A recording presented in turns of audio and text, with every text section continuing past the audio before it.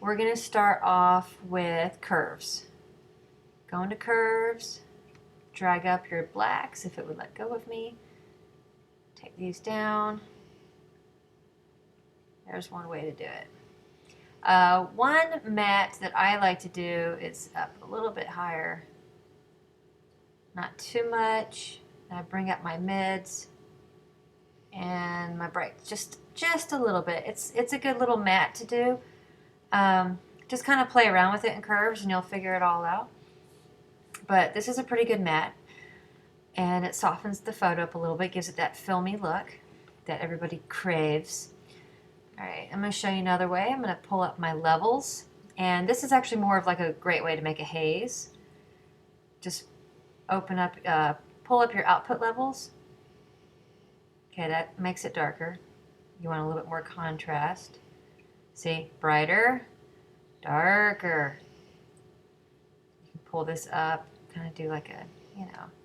Anyways, you can also tint this a little bit, see? Each one, opposite direction, does an opposite color.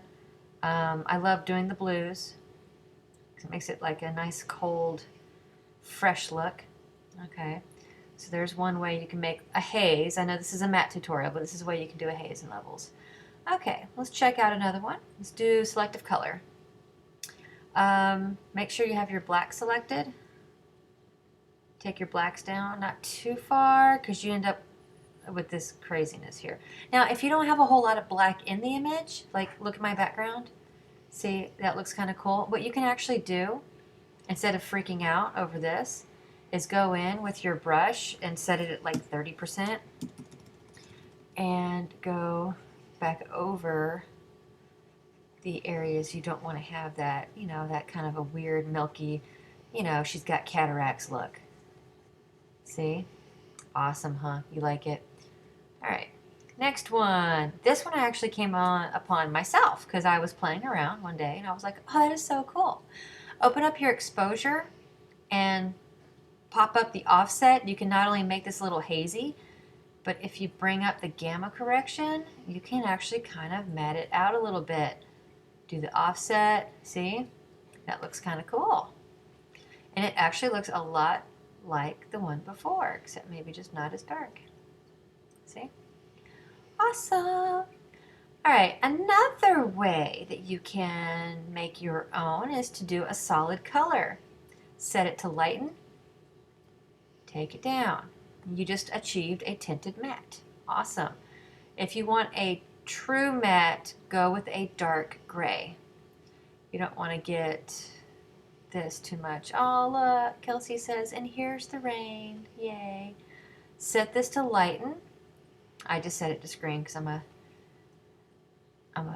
funny person. I was going to say something else, but I had to stop myself. Did you catch that? Did you see me trying to stop myself from saying a bad word? I totally did.